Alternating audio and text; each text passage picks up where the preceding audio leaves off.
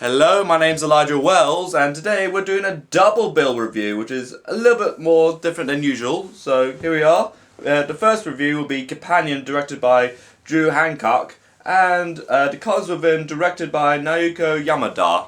The reason why I'm doing a double bill this time round, rather than just the usual single review of a movie, is just because I've seen both these films on the same day a couple of days ago. And I've got work for the past couple of days between then and now, and it was kind of back burner. So this is kind of a way just to save time. So without further ado, here's Companion. For Companion, the movie follows Iris, played by Sophie Thatcher, and her boyfriend Josh, being portrayed by Jack Quaid, who you may know from like Star Trek Below Decks, The Boys, and the recent animated Superman series. Who go on away for a weekend away at a remote cabin and go along with them with some friends, but however, one of the friends gets killed off, and it turns out that, of course, Iris is a companion robot. So, all sorts of shenanigans and all sorts of chaos suddenly break through. Despite being the debut film of Drew Hancock, already one film in, he does demonstrate some very incredible good ideas that how he's going to use AI, particularly of a robot, in a more of a domesticated setting, and of course the laws and ethics around having AI or robots as a friend, as something that's been explored before, like something like Ex Machina or iRobot or Ghost in the Shell. Yeah, but what he does there is more of a somewhat of a domesticated feel, as it's basically about a robot and her human companion going on a weekend trip away with some friends, but unfortunately the ship, we'll just say, goes completely upwards, and of course, tread in some really choppy waters, of course. And of course, how would AI and the humans interact? Which is again some incredibly intriguing concepts that the movie and how Drew pretty much translates that into his debut feature film.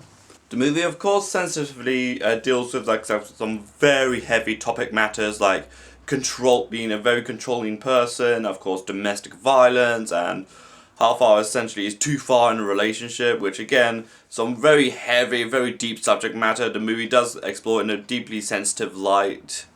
But what I also liked about Companion is the movies has some really interesting needle drops throughout the movie and some really good songs throughout, like Iris by Goo Goo Dolls and and the Turtle song I Know How You Love Me, and the Bee Gees songs, which I forgot the name of, and also the song that does prominently play around a little bit is a new wave song by Boy, being The Book of Love, which is again a really good new wavy song from the 80s, which I just checked out, which is again really good song when I've listened to it a little bit more. Again, some really good stuff down there. And of course, the soundtrack, like I just said, is actually really good.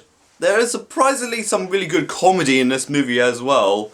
Particularly when Iris has to literally map out a way out of the cabin after being outed as a murderer and being jailbreaked out of the cabin. So she she just walks back, but however, the boyfriend would probably wait there and kill her, or just hitchhike her way back, but of course she has blood all over her clothes, so it's not going to be completely ideal. So she, of course, does a long way around, or just going back to his car and just try to drive off, which, again, that's a whole sub-story altogether.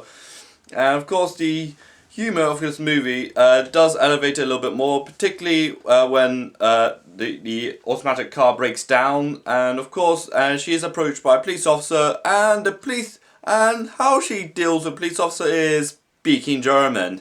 Of course, a police officer who, of course, doesn't speak German has to pretty much go limp and almost play charades with the robot, who's all of a sudden is now speaking German instead of like English or maybe Spanish, but yeah. The movie does have some great performances here and there, particularly with Sophie Thatcher, who you may know from the recent movie The Heretic, and of course there's Jack Quaid, who's probably the more well-known actor of the two, and of course other actors as well. Jack Quaid, like I said previously, is known for like The Boys, Star Trek Below Decks, and My Adventures with Superman.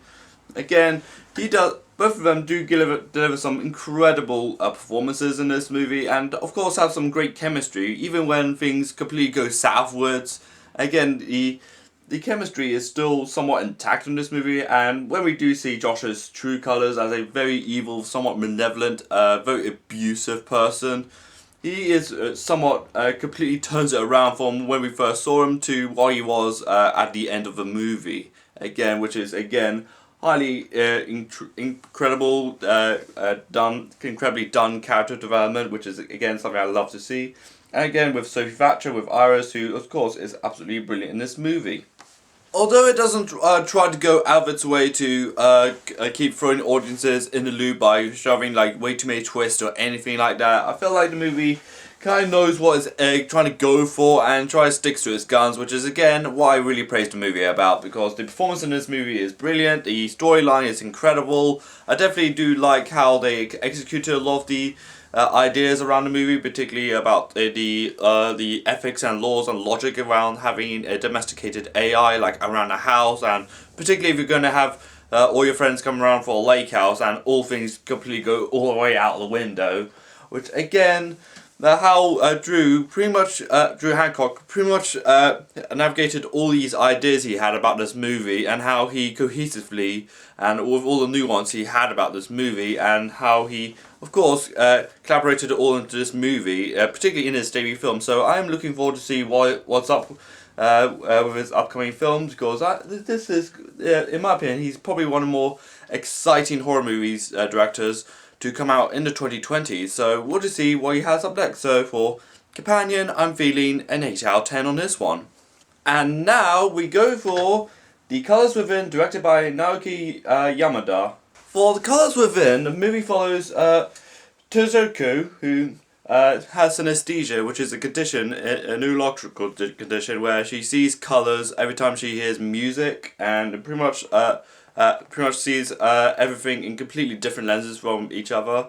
And of course, she does reside in an all-girls Catholic boarding school. So, after following Kimmy, who is a dropout of the same school she goes to, and of course a frequent customer to her book shop, they decided to form a band. Well, of course, they all have their own personal dramas, like following up with two parents' expectations and trying to keep the fact that Kimmy did drop out of school, and of course trying to be on the good wings of the Catholic school. From Naoko Yamada, who's throughout the 2000s has directed a lot, mostly anime series like Beyond the Ordinary and Beyond the Boundary and My Ordinary Life, the Melancholy of Haruhi Suzukiya, and of course her most prevalent work around that point was K-On! And the series and the subsequent movie. But in 2016, her career was essentially completely reinvented from the ground up with 2016's The Silent Voice, which essentially follows the consequences of bullying, particularly to a deaf kid, and how the bully is pretty much dealing with the consequences as well. Although, despite being released now 8-9 years ago, she did follow up with Liz and Bluebird, which didn't gain too much attraction as comparing to A Silent Voice. So, with her brand new movie, The Colors Within, she's already been one of the biggest female names within the anime directorial field, particularly a field that's mostly dominated by men. Again, the movie does boast some incredible animations. Of course, going into the context that the main character, Toshuko, has synesthesia, which is again a condition where she sees colours when she hears noises, which is also a real life condition where Billy Joel, Billie Eilish and Charlie XCX also do have, which is again a massive gift to musicians if they want to call it that. Again, how that employs that ability and how that utilize that into the animation, and of course we do see certain chunks of film, particularly in her POV or her point of view, which is again really intriguing to see her entire world, not just through her lens, but through her own eyes, particularly knowing about that condition, which is again really incredible in my opinion. The drama in the movie, it's pretty much simple, as it doesn't try to go out of its way to be very dominant in the movie or try to cancel each other out. Like each of the three characters have their own drama. Like Rue is pretty much has a mother who works at a pharmacist and is going to take over the business soon. There's of course Kimmy, who's dropped out of school and didn't tell her grandmother about it, and of course there's Tuzuki, who despite the synesthesia, tries to keep on the good side of the Catholic school that she's in and tries to avoid getting out of trouble. So that it's not completely goes out of its way to, like I said, to be overbearing or have each of these dramas like be the most dominant out of all, but it's nice to see that the characters have something that's somewhat tugging them back or dragging them back a little bit to achieve their ambitions to essentially form a band. And the music in this movie is actually really, really good. Like, even though it's basically a pop rock band, but I really do like the music when they have their own a show during the Valentine's Day festival at their school, which again, they only played like 3 songs in the film, particularly the Planet songs that Tokushi spends much of the film writing a song, particularly inspired from the science lessons where she learns about the rotation of the planets and the Milky Way system, which again I really do like how she incorporated from that scene, and how we do keep tabs about how she's progressing on the writing and how she eventually got to perform it in front of all these students in the Valentine's Day festival. And of course, what I'm really surprised by is the needle drop when Kimi and Tsushuko have a sleepover, and Born Sleepy from the Underworld, which you may know from the movie Trainspotting, but a remix version by Nux, again, which came completely out of nowhere. I was just like blindsided, like, whoa! Again, I really like the song, really like the remix, but I was somewhat pretty surprised that it was definitely in there. Gorgeously animated, likable characters, brilliant music, and just all around good times and good vibes out of this movie. Even though this is definitely way different from her magnum opus being a silent voice, again, this is a really nice, very breezy movie about overcoming your own personal struggles, your own personal differences, and being just good pals, and just forming a band, and of course, all coming from somewhat different backgrounds, and of course, do a band because you all have the same common taste of music. Again, this is a very nice breezy movie with some incredible animation to boot and some likable characters, and all in all, this is a very easy, very nice, pleasant surprise from a director who came out nearly a decade ago with a movie that's notably pretty grim and dreary and depressing, being a silent voice, but now she does come back eventually with a really colourful Feast for the Eyes with a lot of good music. So for Colours Within, I'm feeling an 8 out of 10 on this one. So, what do you think of Colours Within and Companion? Let me know in the comments down below. Subscribe to my channel, follow me on Twitter and Instagram, and Blue Sky, Threads, and Letterboxd. This is Elijah Wells, and bye.